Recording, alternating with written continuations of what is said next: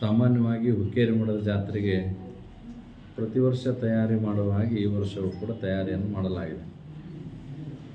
ಹಾವೇರಿ ನಗರದ ಹುಕ್ಕೇರಿ ಮಠದ ಜಾತ್ರೆ ಅಂದರೆ ಉತ್ತರ ಕರ್ನಾಟಕದ ಮೊದಲ ದೊಡ್ಡ ಜಾತ್ರೆ ಎನ್ನುವಂಥ ಒಂದು ಸಂಕಲ್ಪ ಜನಸಾಮಾನ್ಯರಲ್ಲಿ, ಭಕ್ತರಲ್ಲಿ ಮತ್ತು ಎಲ್ಲರಲ್ಲಿ ಕೂಡ ಇದೆ.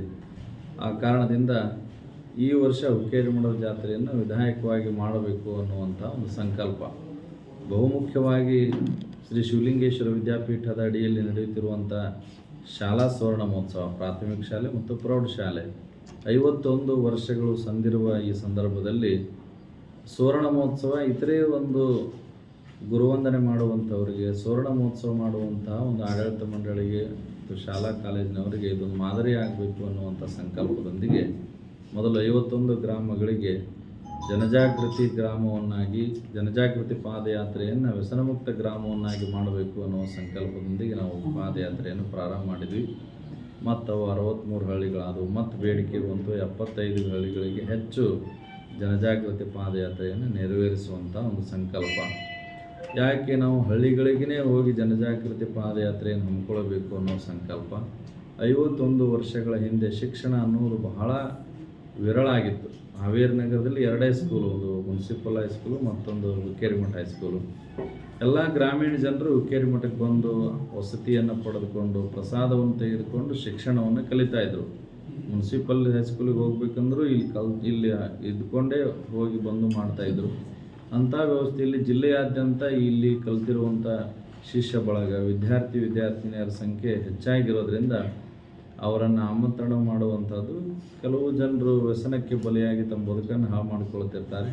ಅಂಥವ್ರ ಮಧ್ಯದಲ್ಲಿ ನಾವು ಜೋಳಿಗೆಯನ್ನು ಹಿಡಿದುಕೊಂಡು ಕುಡಿಯೋದು, ತಿನ್ನೋದು, ಸೇದೋದು, ಇಸ್ಪೇಟ್ ಓಸಿ ಆಟ ಆಡೋದು, ಇಂಥ ಹಲವಾರು ಚಟಗಳಿಗೆ ಅಧೀನವಾಗಿರುವಂಥ ಈ ಆಧುನಿಕ ಚಟ, ಮೊಬೈಲ್ ಆಗಿರ್ಬೋದು, ಮತ್ತು ಬೇರೆ ಬೇರೆ ರೀತಿಯಾದಂಥ ಬೆಟ್ಟಿಂಗ್ ವ್ಯವಸ್ಥೆ ಅಂಥದ್ದಾಗಿರ್ಬೋದು, ಇವುಗಳಿಗೆ ನಮ್ಮ ಯುವ ಜನತೆ ಬಲಿಯಾಗ್ತಾ ಇದೆ. ಅವರನ್ನು ಚಟಗಳಿಂದ ಮುಕ್ತಗೊಳಿಸಿ ಅವರನ್ನು ಸದೃಢ ವ್ಯಕ್ತಿಗಳನ್ನಾಗಿ, ಸದೃಢ ಭಾರತದ ಪ್ರಜೆಗಳನ್ನಾಗಿ ಮಾಡಬೇಕು ಅನ್ನೋ ಸಂಕಲ್ಪದೊಂದಿಗೆ ನಮ್ಮ ಎಲ್ಲ ಯುವ ಸನ್ಯಾಸಿಗಳ ತಂಡ ಭಾಳ ಅಪರೂಪವಾದಂಥ ಒಂದು ಜನಜಾಗೃತಿಯನ್ನು ಮೂಡಿಸ್ತಾ ಇದೆ. ಆ ಕಾರ್ಯಕ್ರಮ ಡಿಸೆಂಬರ್ 28ಕ್ಕೆ ನಮ್ಮ ಶಾಲಾ ಸುವರ್ಣ ಮಹೋತ್ಸವ ಇರೋದರಿಂದ ಪೂರ್ವಭಾವಿಯಾಗಿ ಈಗಾಗಲೇ 70ಕ್ಕೂ ಹೆಚ್ಚು ಹಳ್ಳಿಗಳಿಗೆ ನಾವು ಜನಜಾಗೃತಿ ಪಾದಯಾತ್ರೆಯನ್ನು ನೆರವೇರಿಸಿದ್ದೇವೆ.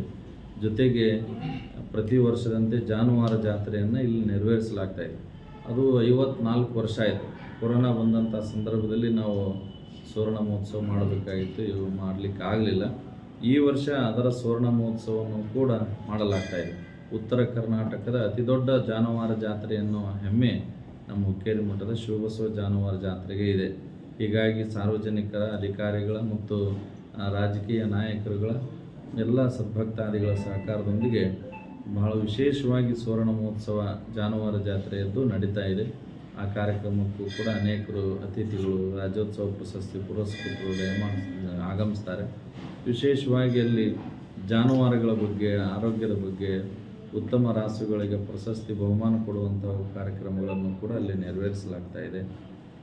ಮತ್ತು ನಮ್ಮ ಹುಕ್ಕೇರಿ ಮಠದ ಪ್ರಸಾದ ನಿಲಯ ಪ್ರಾರಂಭ ಆಗಿ 75 ವರ್ಷ ಆಯಿತು. ಬಡ ಮಕ್ಕಳ ಕಲ್ಯಾಣಕ್ಕಾಗಿ ಹುಟ್ಟಿಕೊಂಡಂಥ ಪೂಜ್ಯ ಶಿವಲಿಂಗ ಮಹಾಸ್ವಾಮಿಗಳವರದ ಸಂಕಲ್ಪ ಶಿಶು. ಯಾವುದೇ ಜಾತಿ ಧರ್ಮ ನೋಡದೆ ಎಲ್ಲ ಸಮಾಜದವರು ಕೂಡ ಸಮಾನವಾದ ಶಿಕ್ಷಣವನ್ನು ಪಡೆದುಕೊಳ್ಳಬೇಕು ಎಂಬ ಸಂಕಲ್ಪದೊಂದಿಗೆ 75 ವರ್ಷಗಳ ಹಿಂದೆ ಶ್ರೀ ಶಿವಬಸವೇಶ್ವರ ಉಚಿತ ವಿದ್ಯಾರ್ಥಿ ಪ್ರಸಾದ ನಿಲಯ ಆರಂಭ ಮಾಡಿದರು. ಅದರ ಅಮೃತ ಮಹೋತ್ಸವವನ್ನು ಮಾಡಲಾಗಿದೆ. ರಾಜ್ಯದ ಬೇರೆ ಬೇರೆ ಕಡೆಯಿಂದನೂ ಬಂದು ಇಲ್ಲಿ ಇದ್ದುಕೊಂಡು ಶಿಕ್ಷಣವನ್ನು ಕಲಿತು ಆಶ್ರಯವನ್ನು ಪಡೆದುಕೊಂಡು ಹೋದಂಥ ಮಹನೀಯರಿದ್ದಾರೆ. ಇಲ್ಲಿ ಕಲಿತಂಥವರು ಇಂಜಿನಿಯರ್ಗಳಾಗಿದ್ದಾರೆ, ಡಾಕ್ಟರ್ಗಳಾಗಿದ್ದಾರೆ ಮತ್ತು ಶಿಕ್ಷಕರಾಗಿದ್ದಾರೆ. ನಮ್ಮ ಪ್ರಸಾದ ನಿಲಯದಲ್ಲಿ ಇದ್ದುಕೊಂಡಂಥವರು ನಮ್ಮ ಪ್ರಸ್ತುತ ಜಿಲ್ಲೆಯ ಜಿಲ್ಲಾಧಿಕಾರಿಗಳಾದ ಡಾಕ್ಟರ್ ವಿಜಯ ಮಹಾಂತೇಶ ದಾನಮ್ಮನವರು ಕೂಡ ಒಬ್ಬರು ಅನ್ನುವಂಥದ್ದು ತಮ್ಮ ಗಮನಕ್ಕೆ ತರವಹಿಸ್ತೇವೆ. ಹೀಗೆ ಬಹಳ ರೀತಿಯಾದಂಥ ನೌಕರಿಯಲ್ಲಿ ಆಗಿರ್ಬೋದು, ಉದ್ಯಮದಲ್ಲಿ ಆಗಿರ್ಬೋದು, ರಾಜಕಾರಣದಲ್ಲಿ ಆಗಿರ್ಬೋದು, ನಮ್ಮಂಥ ಸನ್ಯಾಸಿಗಳು ಅನೇಕರು ಇಲ್ಲಿ ಅಧ್ಯಯನವನ್ನು ಮಾಡಿ ಸಮಾಜ ಸೇವೆಯನ್ನು ಮಾಡ್ತಾ ಇದ್ದಾರೆ.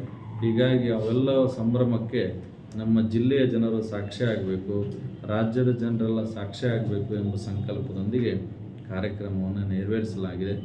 ಮತ್ತು ನಮ್ಮ ವಿವಿಧ ಕಟ್ಟಡಗಳನ್ನು ಕಟ್ಟಲಾಗಿದೆ. ನಮ್ಮ ಕಮಿಟಿಯವರು ಸಮುದಾಯ ಭವನ, ವಿದ್ಯಾರ್ಥಿ ಭವನ, ಗ್ರಂಥಾಲಯ, ಮತ್ತು ವಾಣಿಜ್ಯ ಮಳಿಗೆಗಳು ಇವೆಲ್ಲ ಉದ್ಘಾಟನೆ ಆಗುವಂಥ ಒಂದು ಶುಭ ಕಾರ್ಯವು ಕೂಡ 25ರಿಂದ 29ರ ಮಧ್ಯದಲ್ಲಿ ನೆರವೇರ್ತಾ ಇದೆ. ಆ ಎಲ್ಲ ಕಾರ್ಯಕ್ರಮಗಳ ಪೂರ್ವಭಾವಿಯಾಗಿ ಜನಜಾಗೃತಿ ಪಾದಯಾತ್ರೆ ಮತ್ತು 9ನೇ ತಾರೀಕಿನಿಂದ ಪರಮ ಪೂಜ್ಯ ಡಾಕ್ಟರ್ ಮಹಂತಪ್ರಭು ಮಹಾಸ್ವಾಮಿಗಳವರಿಂದ ಆಧ್ಯಾತ್ಮಿಕ ಪ್ರವಚನವನ್ನು ಕೂಡ ನೆರವೇರಿಸಲಾಗ್ತಾ ಇದೆ. ಸಹಸ್ರ ಸಂಖ್ಯೆಯಲ್ಲಿ ಗ್ರಾಮೀಣ ಜನರು ಸ್ವಯಂ ಪ್ರೇರಣೆಯಿಂದ ಆಗಮಿಸ್ತಾರೆ. ಬರಬೇಕಾದ್ರೆ ಪ್ರಸಾದವನ್ನು ತೆಗೆದುಕೊಂಡು ಬರ್ತಾರೆ. ಮಠಕ್ಕೆ ಧಾನ್ಯವನ್ನು ನೀಡಿ ಪ್ರವಚನವನ್ನು ಕೇಳಿ ಪ್ರಸಾದವನ್ನು ಸ್ವೀಕರಿಸಿ ಹೋಗುವಂಥ ಒಂದು ಆಧ್ಯಾತ್ಮಿಕ ಜಾಗೃತಿ ಕಾರ್ಯಕ್ರಮವೂ ಕೂಡ ಇದಾಗಿರೋದ್ರಿಂದ ನಮ್ಮ ನಾಡಿನ ಅಪರೂಪದ ವಾಗ್ಮಿಗಳಾದ ಡಾಕ್ಟರ್ ಮಹಂತಪ್ರಭು ಮಹಾಸ್ವಾಮಿಗಳವರು ಪ್ರವಚನವನ್ನು 24-25ನೇ ತಾರೀಕಿನವರೆಗೆ ನೀಡ್ತಾರೆ. ಮತ್ತೆ ಮುಂದೆ ವಿಶೇಷ ಕಾರ್ಯಕ್ರಮಗಳು ಪ್ರಾರಂಭ ಆಗ್ತವೆ. ನಗರದ ವಿವಿಧ ವಾರ್ಡ್ಗಳಲ್ಲಿಯೂ ಕೂಡ ಜನಜಾಗೃತಿ ಪಾದಯಾತ್ರೆ, ಹಳ್ಳಿಗಳಲ್ಲಿ ನಾವೇನು ಮಾಡಿದ್ವಿ ಅದೇ ರೀತಿಯಾದಂಥ ಒಂದು ಯೋಜನೆಯನ್ನು ಹಮ್ಮಿಕೊಂಡು ನಗರ ಜನರು ವ್ಯಸನ ಮುಕ್ತರಾಗಬೇಕು ಅನ್ನುವಂಥ ಸಂಕಲ್ಪವನ್ನು ನಾವೆಲ್ಲ ಮಾಡಿದ್ದೇವೆ. ಹೀಗಾಗಿ ನಮ್ಮ ಮಣಕ್ವಾಡದ ಪರಮ ಪೂಜ್ಯರು ಅದರೆಲ್ಲ ಮಾರ್ಗದರ್ಶನವನ್ನು ಅಭಿನವ್ ಸಿದ್ಧಾರೂಢ ಮಹಾಸ್ವಾಮಿಗಳವರು ಜನಜಾಗೃತಿ ಪಾದಯಾತ್ರೆ ಮಾರ್ಗದರ್ಶನವನ್ನು ನೀಡ್ತಾ ಇದ್ದಾರೆ. ಎಲ್ಲ ಪರಮ ಪೂಜ್ಯರ ಸಂಕಲ್ಪದೊಂದಿಗೆ ಬೆಕ್ಯಾಲೂರಿನ ಪರಮ ಪೂಜ್ಯರು, ಮೂಲೆಗದ್ದಿಯ ಪರಮ ಪೂಜ್ಯರು, ನಮ್ಮ ಕೂಡಲದ ಪರಮ ಪೂಜ್ಯರು, ಹೀಗೆ ಅನೇಕ ಜನ ಹಿರಿಯ ಜಗದ್ಗುರುಗಳವರು, ಹುಬ್ಬಳ್ಳಿ ಮೂಡಸಾರ ಮಠದ ಜಗದ್ಗುರುಗಳವರು ಮಹಾಪೋಷಕರಾಗಿ ಆಶೀರ್ವಾದವನ್ನು ಮಾಡ್ತಾ ಇದ್ದಾರೆ. ಗೌರವಾಧ್ಯಕ್ಷರಾಗಿ ನಮ್ಮ ಶಿವರಾಜ್ ಸಜ್ಜನ್ ಅವರು, ಮಾಜಿ ಮುಖ್ಯಮಂತ್ರಿಗಳಾದಂಥ ಶ್ರೀಯುತ ಬಸವರಾಜ ಬೊಮ್ಮಾಯಿಯವರು, ಶ್ರೀ ರುದ್ರಪ್ಪ ಲಮಾಣಿಯವರು, ಬಸವರಾಜ ಶಿವಣ್ಣವರು ಅನೇಕರು ಕಾರ್ಯಕ್ರಮದ ಗೌರವಾಧ್ಯಕ್ಷರಾಗಿ ಕಾರ್ಯನಿರ್ವಹಿಸ್ತಾ ಇದ್ದಾರೆ. ಅವರೆಲ್ಲರ ಸಹಕಾರದೊಂದಿಗೆ ಕಾರ್ಯಕ್ರಮ ಯಶಸ್ವಿ ಆಗ್ತಾ ಇದೆ. ಮುಂದೆ 30ನೇ ತಾರೀಕಿನಂದು ಹುಕ್ಕೇರಿ ಮಠದ ಜಾತ್ರಾ ಮಹೋತ್ಸವ ನೆರವೇರ್ತಾ ಇದೆ. ಇದೊಂದು ವಿಶೇಷ ವಿಧಾಯಕ ವಿನೂತನವಾಗಿ ಆಗಲಿ ಎಂಬ ಸಂಕಲ್ಪದೊಂದಿಗೆ ಕಾರ್ಯಕ್ರಮವನ್ನು ನೆರವೇರಿಸಲಾಗ್ತಾ ಇದೆ. ತಾವೆಲ್ಲರೂ ಸಹಕಾರವನ್ನು ನೀಡಿ ಮುಂದೆ ನಡೆಯುವ ಎಲ್ಲ ಕಾರ್ಯಗಳಿಗೆ ಪತ್ರಿಕಾ ಮಾಧ್ಯಮ ಮತ್ತು TV ಮಾಧ್ಯಮದ ಸಹಕಾರ ಶ್ರೀಮಠದ ಜಾತ್ರೆಯೊಂದಿಗೆ ನಮ್ಮ ಕಾರ್ಯಕ್ರಮಗಳಿಗೆ ಇರಲಿ ಅಂತ ಆಶಿಸ್ತೀನಿ.